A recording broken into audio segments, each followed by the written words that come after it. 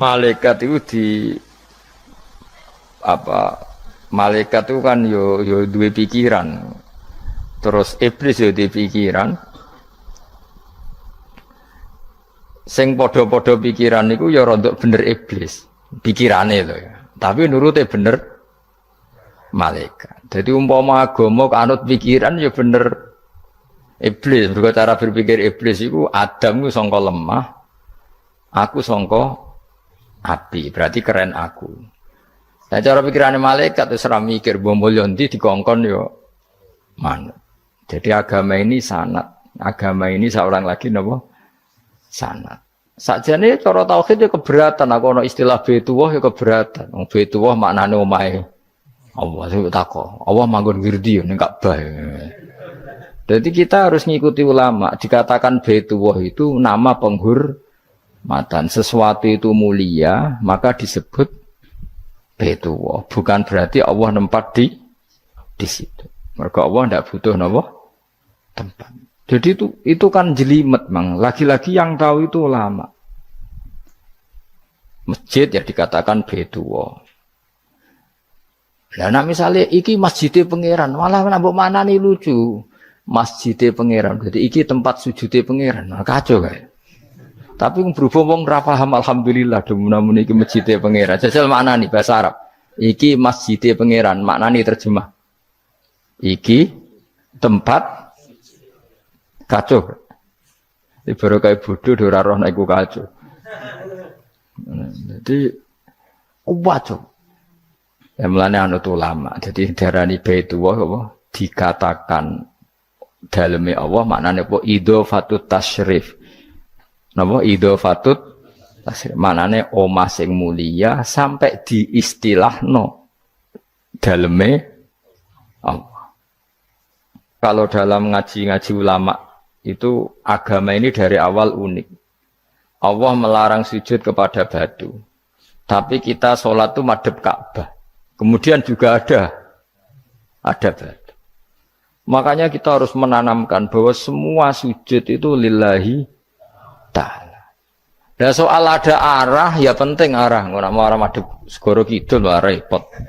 Jadi arah itu mau dipakai kesepakatan untuk menunjukkan kalau kita muslim, arahnya sujud itu ke Ka'bah. Tapi tetap sujud kita hanya lillahi ta'alanya karena Allah.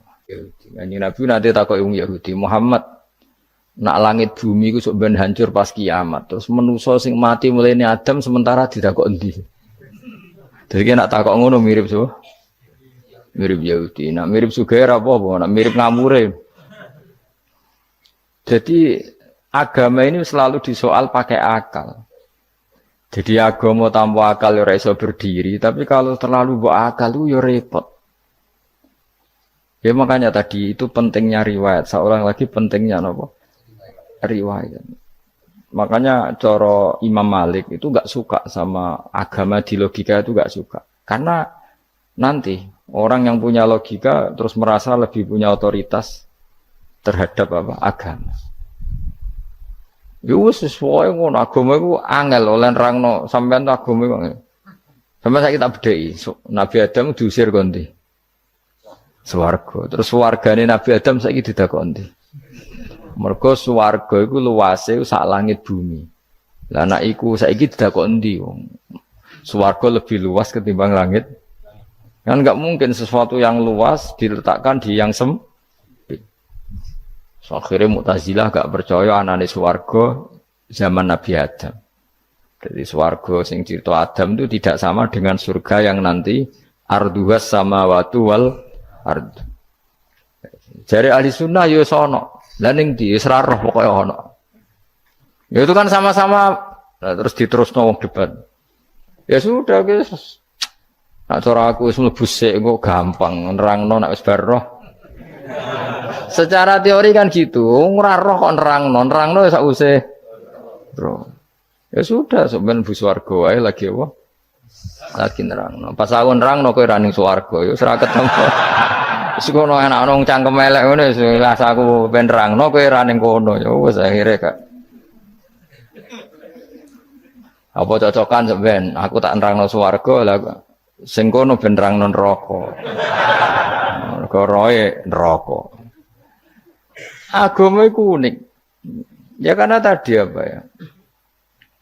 Dari awal agama ini di kaum yakilun, tapi akal yang berlebihan itu ya mengganggu agama. Ya sudah, makanya saya ulang lagi itu riwayat ya. Sebagian ini apa? Riwayat. Inna hadzal ilma dinun fangzuru amman ta'khuduna dinakum. Agama ini ilmu, kemudian kamu harus dari sanad yang benar, ya. Dari sanad yang apa? Dari sanad yang benar. Ya sudah seperti itu. Mana itu kula setuju model kayak salat sunat safar, tidak harus madhep kiblat terus. Jadi agama ini sudah unik. Misalnya gini, salat fardu kan wajib kiblat, tapi ada salat yang enggak usah madhep kiblat, yaitu sunat safar. Misalnya orang di pesawat gini-gini. Karena guling-gilingan, hakikatnya kiblat itu tidak fokus kita. Fokus kita namun Allah Subhanahu wa ta'ala. Jadi memang agama, tapi lagi-lagi itu butuh riwayat. Seorang lagi butuh riwayat. Kalau nggak pakai riwayat terus kok Abu Nawas kabeh. Karena tadi Amerika, seorang lagi Amerika, itu kalau dibor pas New York itu kena Ka'bah. Lah logikanya kalau arahnya pas itu kan bebas arah. Berarti orang Amerika oleh sholat bebas. Tidak bisa seperti itu, ya tetap anut konsensus ulama sana atau tradisi sana, kiblat itu ngambil arah mana. Karena dia pas. Ya bumi yang ada arah itu secara akal kan hanya rubuk 1/4. Makanya kalau kamu belajar falak itu ada rubuk. Lainnya itu sudah tidak ada arah. Misalnya bumi bulat bola, yang sama atas dikatakan sama-sama di atas. Ya kadarnya hanya 1/4. Lainnya itu sudah dikatakan samping. Makanya seperti Denmark, itu ada daerah yang siang itu sampai 3 bulan, entah berapa siklus sekian puluh tahun. Ada yang lebih lama siangnya, sampai 18 jam. Kalau di Eropa kadang puasa itu sampai 18 jam. Ada yang selalu nggak kena matahari, kayak kutub utara, kutub selatan. Nah makanya kalau misalnya sholat itu ngikuti apa? Kalau ngikuti matahari orang kutub sholatnya hanya maghrib, isya, subuh. Gak wajib poso orang tahu ono berino misalnya. Ya tidak bisa seperti itu. Jadi kalau nuruti logika kan terus berdebat terus. Tapi kalau nuruti rasa sebagai hamba. Orang kutub butuh sujud sama Allah. Orang kutub butuh loyal sama Allah dengan memperlakukan puasa. Ya sudah, akhirnya kita harus puasa. Nah, lalu kalau ukurannya matahari, mereka tidak punya matahari. Memangnya puasa itu penyebabnya wujudnya matahari, apa penyebabnya loyalitas sama Allah Subhanahu wa ta'ala? Loyalitas. Kalau penyebabnya matahari ya, berarti kalau nggak ada matahari, nggak usah apa? Tidak usah seperti itu cara berpikir, makanya ngikuti ulama. Karena ulama yang tahu tradisinya Allah dan Rasul. Ya seorang lagi ulama yang tahu tradisinya Allah dan Rasul. Meskipun ya kadang saya enak dewe ulama ini. Mereka ya kadang ya mau kalau bolak-balik ngomong. Gak diterang nombek cangkem elek ora paham-paham. Makanya masyhur itu ada kiai di debat sama orang rodok PKI. Pak Kiai, kalau setan dari api masuk api kan biasa. Terus susahnya apa? Mau materinya dari api. Terus Kiai ku mek lemah, sawurna raine. Loro, Cung, nggih sakit. Jare wong kok lemah, kena lemah kok loro. Karena serak kena diterangno. Manusia materinya kan dari tanah, berarti kena dipendem urip-uripan. Piye ya? Ya loro ya. Lah ya jare kok lemah kok dipendem ning lemah kok. Karena dijelaskan pakai lisan yang baik, gak paham-paham. Sebenarnya kita ini ingin selalu baik, tapi ada orang-orang diterangkan cara baik-baik itu paham. Kayak misalnya ana wong kondo, Gus kula nu bojo kula cerewet ngene-ngene, apike kula pegat dicereweti bojo mbek diarani duda iku lara ndi? Oh lara diarani duda isen. Kue payu rabi dicereweti, ambek ra payu rabi jomblo, sakit mana? Sakit distatuskan jomblo. Malah kena dicereweti sabar prestasi baru. Mesti wong ku diwolak-walik. Lan jar wis kula tak malan kula seneng mbek Imam Syafi'i. Kowe dirasani wong ning ngarepmu, diomongi, ambek dirasani seneng ndi? Seneng dirasani cara kowe. Cara Imam Syafi'i buktike wibawa, buktine ngomong ning ngarepmu rawani. Jadi Imam Syafi'i itu rileks urip. Ya Aba Abdillah, orang yang tadi muji-muji jenengan tuh kalau di luar maki-maki jenengan. Jadi alhamdulillah. Kok bisa itu kan bukan pengkhianatan. Berarti saya wibawa. Di depan saya enggak berani itu. Wong iku sowan Imam Syafi'i ya cium tangan ya hormat. Tapi setelah di luar menghujat.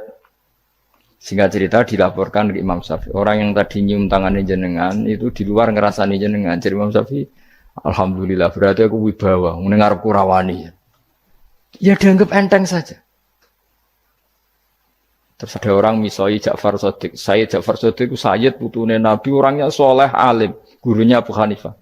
Di antaranya gurunya Abu Hanifah itu Sayyid Ja'far Shadiq. Itu kalau dihujat orang diomongin ini, dimaki-maki, sampai ke rumah. Pas mau masuk rumah, kamu masih ingin maki-maki saya? Iya. Tak tunggu sampai selesai. Setelah selesai sudah sampun, sudah. Masih emosi orang sudah. Kamu misoi saya berdasar apa yang kamu ketahui. Yang tidak kamu ketahui lebih banyak. Maka saya tunggu. Izin sampai. Terus ketika ditanya, kenapa engkau sabar ketika jenengan saya pisui? Orang ini akhirnya tobat, mencium tangannya, mencium lututnya. Jawab saya Ja'far Shadiq ini. Aturahu tu'sokurhan, aturahu yu'sokurhan. Kowe ora ngrafaham kalimat itu, tapi tak terangkan ben dadi wali. Kowe roh pangeran. Ya tahu. Sing durakani pangeran tuh banyak enggak? Yang maksiati pangeran tuh banyak enggak? Banyak. Lah yung pangeran sing di langit bumi wae dimaksiati, apa meneh terima aku. Akhirnya terus jadi orang-orang soleh itu cara berpikir itu di luar kapasitas kamu. Apa ya? Mereka itu hanya Allah, taunya itu hanya Allah. Aku kan enggak egois, harga diri. Mana ada agama berdasar harga diri itu kalau dalam bahasa Arab disebut khamiyat al-jahiliyah itu gengsi napa? Jahili. Makanya ketika saya berkali-kali cerita itu, ada seorang ulama dipanggil tetangganya, nom. Setelah sampai situ, sudah kembali, saya tidak butuh kamu. Setelah sampai rumah dipanggil lagi, sudah kembali lagi sampai 3 kali. Ulamanya tetap ceria, tetap nyaman. Ketika ditanya, kenapa engkau tetap nyaman? Wahai pemuda, kamu itu tetangga saya. Kata Allah dan Rasul, nak kue iman be Allah Rasul, kon ngapi itu tangga, kon ngundang aku ya teko. Ya seneng nuruti perintahnya. Ketika kamu nyuruh saya kembali, ya saya kembali. Memang itu keinginan kamu. Kue tanggaku, aku kon nurut mbek tonggo. Aku ora urusane mbek kowe. Aku mau nyaman mbek perintahe. Oh, nangis pemuda tadi itu tobat. Kalau kamu kan warga diri, orang kok dipimpong. Nek gak bakat wali blas. Jadi orang dulu itu nyaman. Karena pikirannya namun Allah Subhanahu wa ta'ala. Umar bin Abdul Aziz itu termasuk khalifah paling soleh setelah periode sahabat. Itu mau kapundhut itu santai. Ketika keluarganya menangis, kenapa kamu menangisi saya? Ya karena engkau mau mati. Memangnya kalau mati mau kemana aja? Ila khairi madhubin ilaih, ke zat terbaik. Terus aku mbok kon urip awar kowe gak jelas iso ngrumat aku ta ora. Nah Allah malah jelas. Saiki apik ndi urip mbek wong ora jelas sampai sing jelas. Ya wis kapundhut. Kowe kan gak mati ku wedi. Dosane akeh. Lah mungkin nek urip terus ora dosa apa to ngene. Gaya tok asline. Dosa kula cek kathah Gus kok mati terus. Ya malah apik mati biar dosa meneh. Biasa wae nek ape mati biasa karena potensinya kamu urip suwi ku dosane apa taat meneh. Ya jawab. Potensine. Dosa meneh apa taat meneh? Apa ya dosa ya taat. Terus pas mati pas taat atau pas dosa? Ora usah ngono biasa ya. Ape mati ae matur pangeran Gusti nak saene mati nggih. Mati mawon nak saene urip nggih. Urip mawon Gusti semua anut jenengan wis. Zaman kula urip sing ngrumat nggih jenengan mungkin sampean mati sing ngelola nggih napa? Jenengan pun donya sing ngurusi jenengan. Kan sebenarnya kalau kita berpikir gitu kan nyaman. Zaman kamu hidup yang mengendalikan jantung, paru-paru, oksigen juga Allah. Dan kamu enggak tahu caranya, tahu-tahu hidup. Tapi setelah mati dikubur kamu iskal. Lalu sistem pernafasan saya gimana setelah saya mati? Memangnya zaman yang dunia kowe roh. Oh karena ada oksigen. Nah, terus oksigen wujudnya karena apa kowe ya ora roh. Oksigen dari zat gini lah zat iku kok sapa ya ora roh. Mau gaya tok ngomong mau tetep akhirnya ora roh. Lan kadang kula gawok mbek wong goblok wis ora roh kabeh dari awal semua alam semoga iku gak usah nerang. Nah, artinya gini, kalau zaman di dunia kamu tidak bisa mengelola diri kamu sendiri, juga sama setelah mati tidak bisa mengelola diri kamu sendiri. Semua itu al-amru biyadil, semua itu dalam kekuasaan Allah Subhanahu wa ta'ala. Ya sudah, alaihi tawakkaltu wa ilaihi unib. Ya sudah, kita pasrah saja dan kita hanya kembali kepada Allah Subhanahu wa ta'ala. Ya sudah, itu agama. Tapi nak bawa logika pakai akal. Wah itu orang mati itu sudah nggak bisa apa-apa, sudah jadi tanah gini-gini. Ya, masalah catekar yang ngerti, nah, jadi tanah itu tidak bisa apa-apa.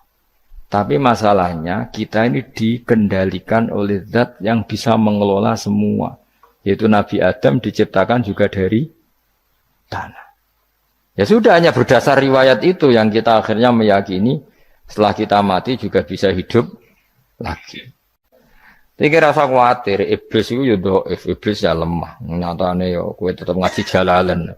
Berarti ora sukses menyesatkan. Kodang di kowe iblis. Ya kodang sampean, kon ra ngaji tetap ngaji.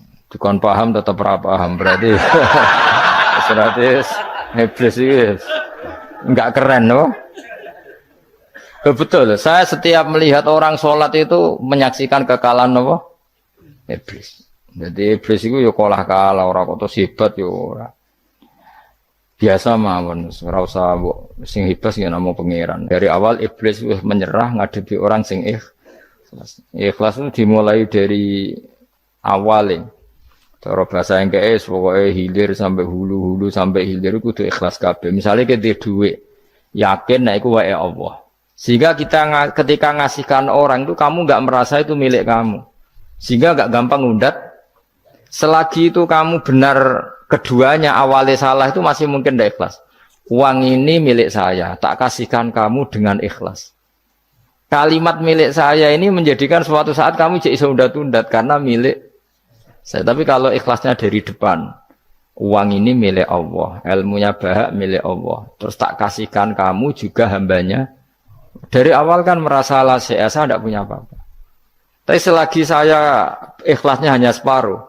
Ilmu saya tak kasihkan kamu karena Allah, berarti masih potensi enggak ikhlas ya. Jadi kalau ngelatih ikhlas itu harus dua-duanya. Kamu punya uang milik Allah, punya ilmu milik Allah, punya jabatan milik Allah, kemudian kamu kasihkan sesuai perintah Allah. Itu lebih mudah ikhlas karena la haula wala quwata illa billah. Selagi masih separuh saja salah, itu potensi berikutnya juga ikut salah. Misalnya aku ngurmat yatim kok ikhlas, duitku tak kena. Kata duitku itu menjadikan suatu saat. Dulu tak rumat loh, saiki jebule lali aku. Tapi kalau alhamdulillah saya pernah digerakkan Allah ngurmat yatim dengan milik Allah juga. Sehingga kita sekedar pernah melakukan ketaatan ini senang. Enggak penting berikutnya anak yatim ini nanti peduli kita apa enggak, enggak penting. Yaitu ikhlas ya. Ikhlas itu sesuatu yang semuanya lillahi ta'ala. Ya, inna sholati wa nusuki wa mahyaya wa mamati lillahi rabbil alamin. Masyhur itu khilafnya ulama. Apakah malaikat itu termasuk umatnya Kanjeng Nabi Muhammad sallallahu alaihi wasallam? Ada ulama yang mengatakan cara pandang Nabi diutus itu untuk mensolehkan yang tidak soleh atau mensolehkan yang potensi tidak soleh. Kan orang itu ada dua. Ada yang memang tidak soleh disolehkan. Ada yang potensi tidak soleh. Sebetulnya sudah soleh, tapi potensi juga tidak soleh. Terus disolehkan. Nah malaikat ini kan tidak berpotensi maksiat. Sehingga agak butuh Nabi. Seorang lagi malaikat itu kan nggak mungkin nggak soleh, selalu soleh. Berarti nggak butuh nabi. Itu cara pikiran Imam Suyuti. Sehingga dia mengatakan Quran itu memperingatkan semuanya kecuali malaikat. Karena malaikat tanpa diperingatkan sudah soleh. Tapi kata ulama yang lain tidak seperti itu.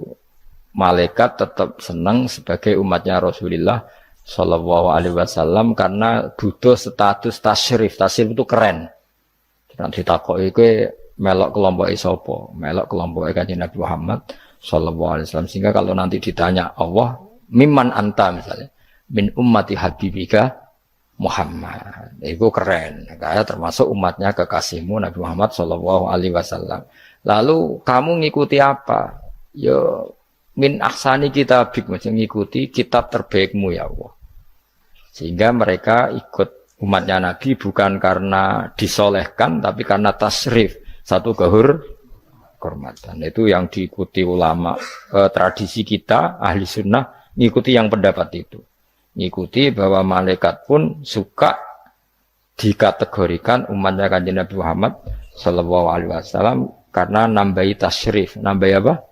Tasrif. Masyhur itu Imam Suyuti dalam hal ini kita ngikuti ulama mayoritas, bukan ngikuti yang ini. Masyhur kan Jibril ditanya, kan itu ketika Jibril ketemu Nabi Muhammad ditanya, untungnya apa kamu jadi safir? Safir itu kira-kira terjemahan bebasnya panitia saya.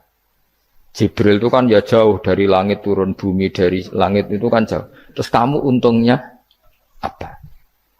Karena Jibril itu tahu betul peristiwa yang pernah dilakukan Allah. Yaitu kayak apa malaikat yang di langit bisa diusir karena kesalahan tertentu. Malaikat yang sok suci kayak siapa itu Harut Marut juga dihinakan seperti itu. Dan Jibril tahu betul Allah itu yaf'alu ma yasha. Jadi yang sekarang malaikat bisa saja jadi pokoknya tahu betul Allah bisa melakukan apa saja.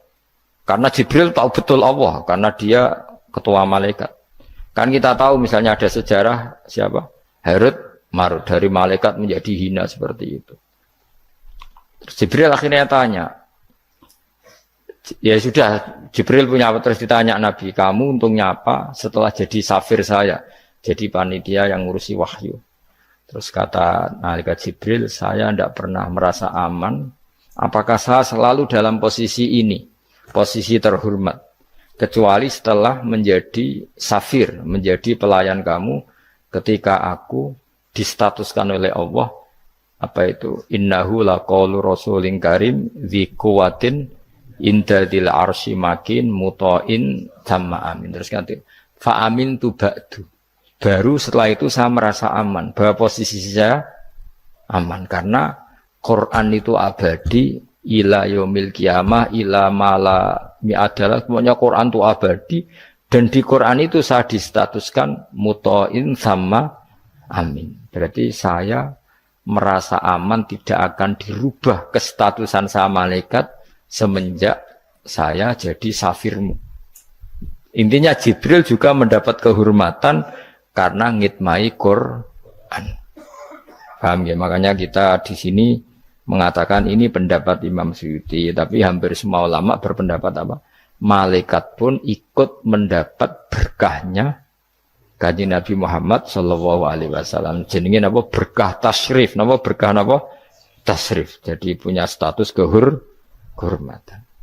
Nah, yang dikatakan Imam Suyuti itu murni logika. Murni logika tadi, yang namanya Quran itu memberi peringatan supaya enggak soleh menjadi soleh, dan malaikat tidak butuh itu karena sudah selalu soleh ya. Jadi itu logika saja, tapi kita berkeyakinan malaikat pun butuh, tapi untuk kehormatan.